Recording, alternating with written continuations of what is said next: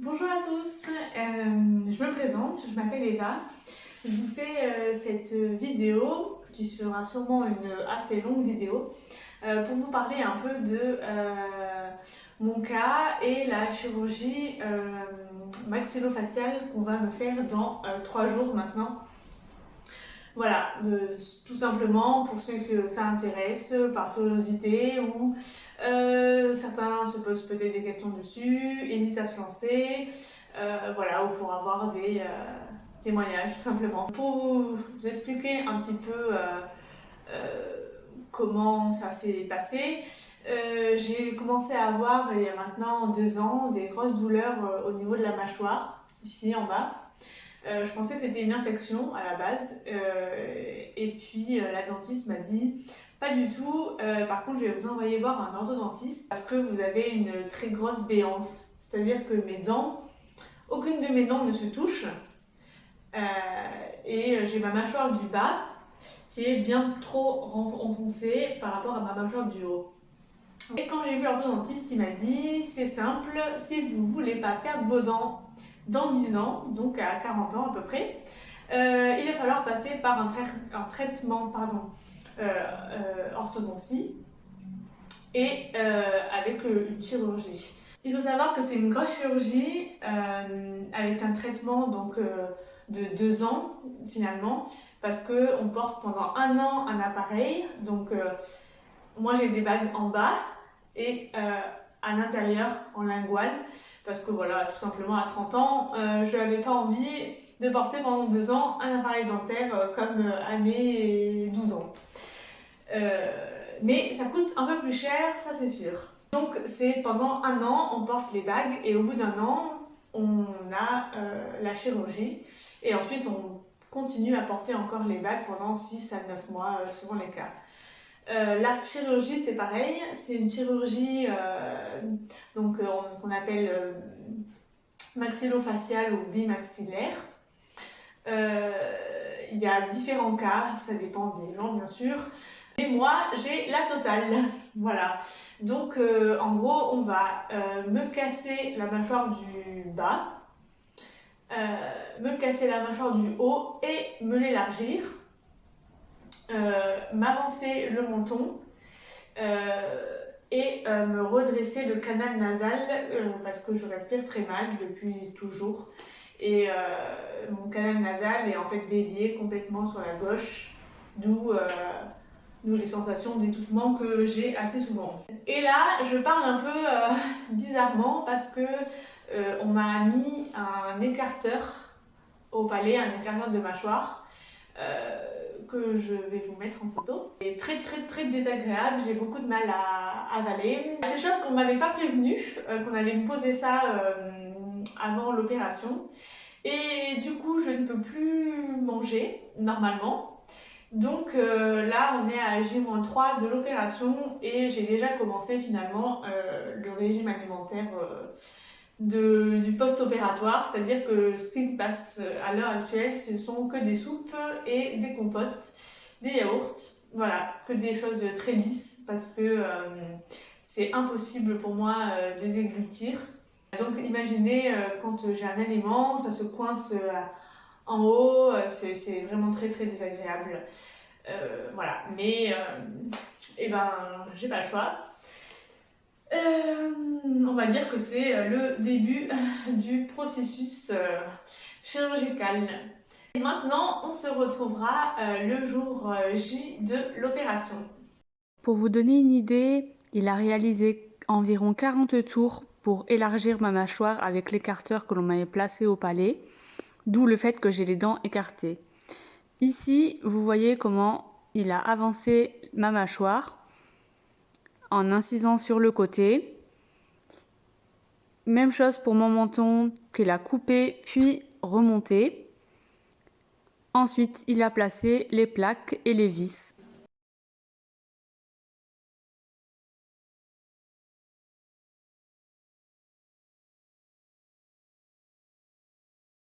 J'avais également anticipé mon retour de l'hôpital en me préparant des compotes et des soupes, même si ma maman m'a beaucoup aidée pour les repas post-op. Hello, hello. Bon, c'est 5h30 du matin. On vient de me réveiller et maintenant c'est parti pour la douche et la préparation.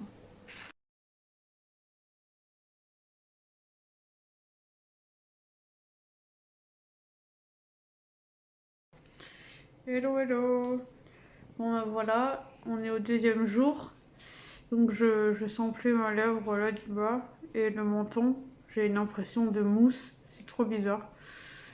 Et ma joue aussi un peu droite. Franchement, hier j'ai passé la nuit la plus épouvantable. Enfin, la première nuit c'est la pire. Je crachais du sang, on a beaucoup de glaire, c'est vraiment désagréable. La douleur, c'est horrible. Bref, la première nuit c'est horrible. Là ça va un petit peu mieux. J'ai réussi à manger une compote. J'avais pas mangé depuis lundi soir du coup. Et aujourd'hui on est mercredi. Short demain, j'ai trop hâte de rentrer chez moi. Et le petit truc qui passe trop bien, c'est ça. Le petit, ça fait comme un candy up mais au lait d'amande. Et comme je supporte pas le lactose, bah ça passe bien quoi. Et voilà, et tout à l'heure je vais essayer de manger un yaourt de brebis, voir si ça passe. Mais chaque bouchée c'est une épreuve. Pour ouvrir la bouche, ça me demande beaucoup d'efforts, mais bon. Voilà, allez, vivement demain.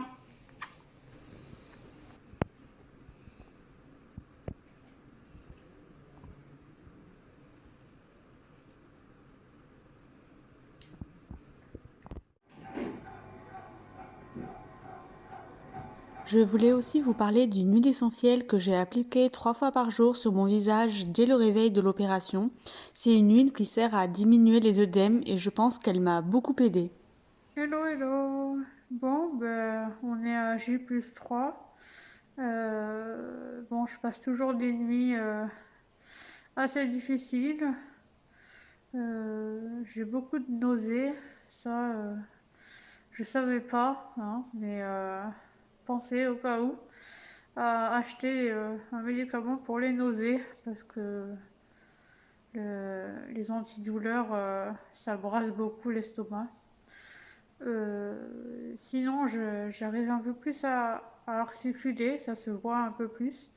Donc, je suis contente, ça progresse un peu. J'arrive presque à sourire, mais bon, c'est encore compliqué. J'ai toujours une perte de sensibilité au niveau du menton et de la lèvre. Des fois, ça me fait des petits picotements, c'est pas très agréable, mais bon. Désolée, j'ai un peu de mal à parler parce que j'ai mon nez qui est bouché, alors c'est difficile de bien respirer. Et on a interdiction de se moucher, donc c'est encore plus difficile. Sinon, aujourd'hui, je vais essayer d'introduire des purées de légumes, mais froid ou peut-être très tiède. Le chaud, là, j'ai pas du tout encore envie. Et bon, les yaourts et les compotes, c'est bon, hein, mais à force, c'est un peu pénible. Enfin, je vais essayer d'un peu plus varier. Hello, hello! Eh ben, on se retrouve aujourd'hui, donc on est à J+5. Alors, au niveau comment je vais, on va dire que ça fait un peu les montagnes russes. Au niveau de la douleur, j'en ai pas vraiment. Bon, merci les antidouleurs quand même. Mais c'est vrai que j'ai souvent ma mâchoire qui se serre, mes dents qui se serrent. C'est plein de nouvelles sensations un petit peu étranges, voilà. Et là, surtout depuis cette nuit, et je pense jusqu'à au moins demain, d'après ce que j'avais lu, j'ai mon visage en feu, j'ai mon visage intérieurement qui bouillonne. Et c'est très éprouvant. Et malgré que je mette de la glace tout le temps, et ben, j'ai cette sensation de feu.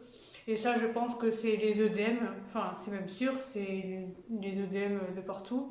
Pourtant, j'ai quand même l'impression que ça a dégonflé un petit peu.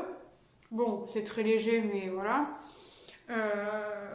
Mais ouais, là, c'est plus la sensation de feu, en tout cas, à J+5 et J+6. Apparemment, j'espère que ça va pas durer trop longtemps. Sinon aujourd'hui, et ben du coup je voulais vous montrer un petit peu qu'est-ce que c'est une journée dans mon assiette. Voilà, donc c'est parti, je vous montre. Ma journée commençait à 4 heures du matin avec les médicaments mélangés à de la compote. Ensuite, je prenais un petit déjeuner. Dans la matinée, je me faisais une collation de compote en général. Pour le déjeuner, je prenais seulement 2 bols car ça me faisait trop forcer sur la mâchoire sinon. Une collation dans l'après-midi. Pareil pour le dîner, toujours mes 2 petits bols. Et le soir, avant d'essayer d'aller dormir, je prenais une petite collation. Honnêtement, les 9 premières nuits sont assez compliquées. Déjà, dormir en position semi-assise, c'est pas évident. Je dormais en général par tranche d'1 h 30. Mais heureusement, peu importe les heures, j'avais toujours l'attention et les câlins de mes 2 petits bébés et croyez-moi, ça fait du bien. Hello, bon, aujourd'hui on est à J+6 et aujourd'hui ça va pas du tout. J'ai mon visage en feu, c'est-à-dire que j'ai des sensations de feu, de brûlure. D'ailleurs, on le voit un peu, même si en vidéo ça rend moins bien, mais j'ai ma joue, c'est une catastrophe. Hello! Eh ben, je vous retrouve aujourd'hui. Ça fait 11 jours déjà que j'ai été opérée. Voilà, franchement, ça va mieux depuis 2 jours.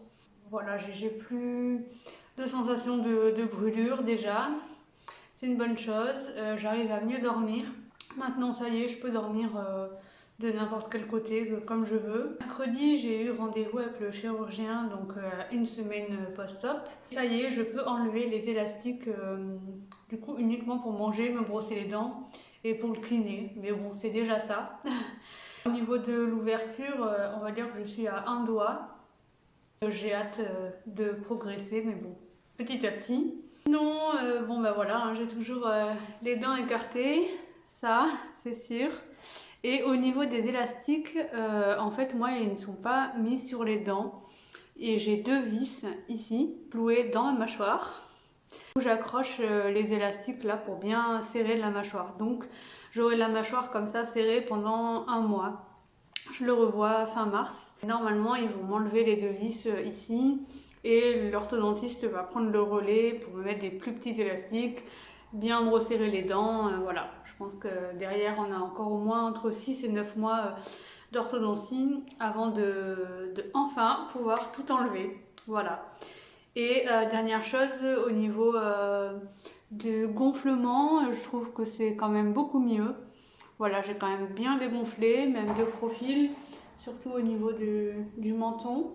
Voilà, après c'est vrai qu'on le sait, c'est très long. Je pense que déjà dans 1 mois, ça aura encore bougé, mais il faut quand même 6 mois avant d'avoir son visage définitif, parce qu'en général, ça reste très longtemps enflé au niveau de cette zone-là. Hello! Et ben, je vous retrouve aujourd'hui, je suis à J+15. Et pour vous donner un petit peu des nouvelles, et ben, je suis super contente parce que j'ai quand même bien dégonflé, surtout de profil. Voilà, donc je suis quand même contente du résultat petit à petit. Même si voilà, j'ai toujours un super sourire avec mes dents écartées. Mais bon. Sinon, je voulais donc terminer cette longue vidéo par un petit point alimentation. Voilà, parce que c'est important d'en parler, je pense.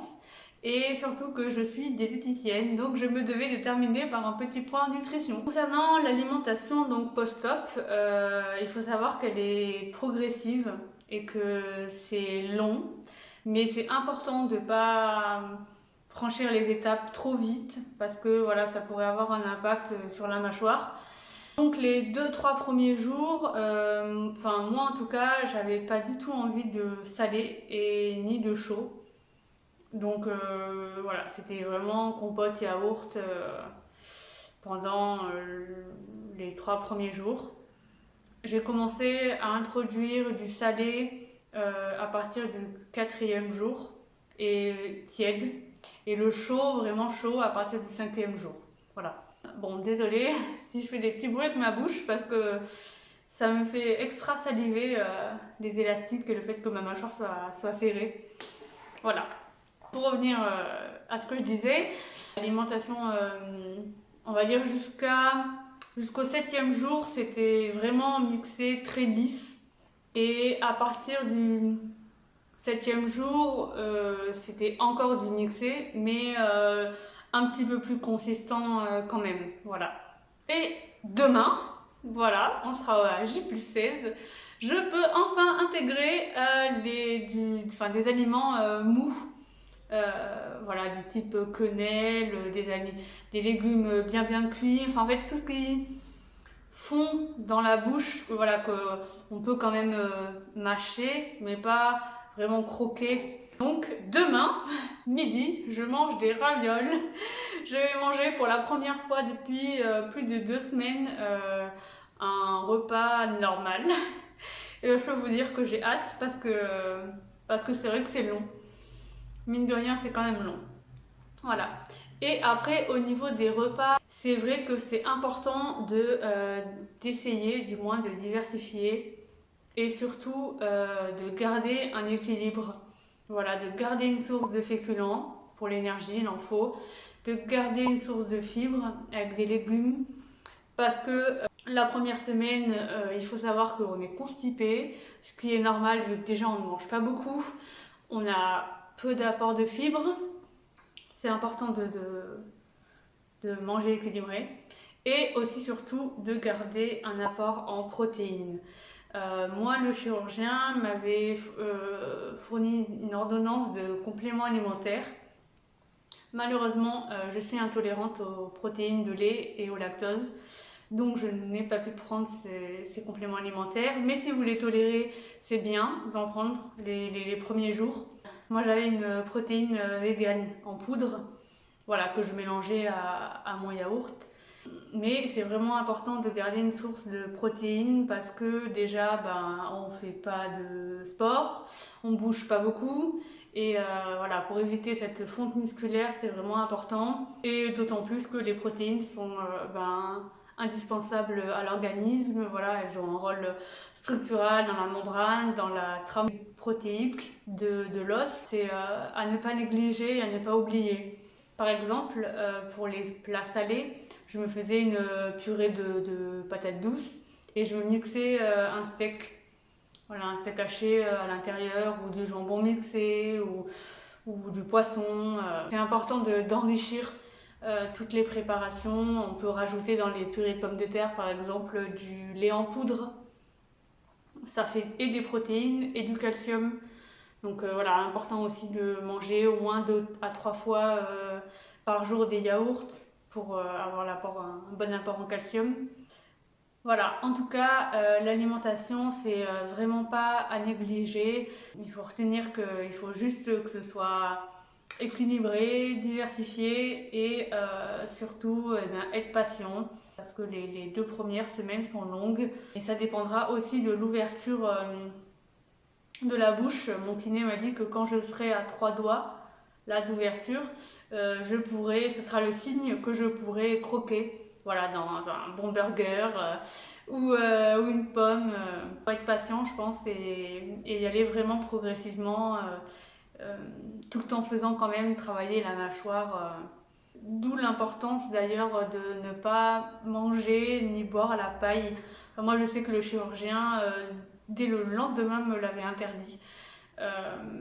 Voilà, il m'avait dit tout de suite de prendre à la cuillère pour refaire fonctionner justement la mâchoire petit à petit. Hello hello!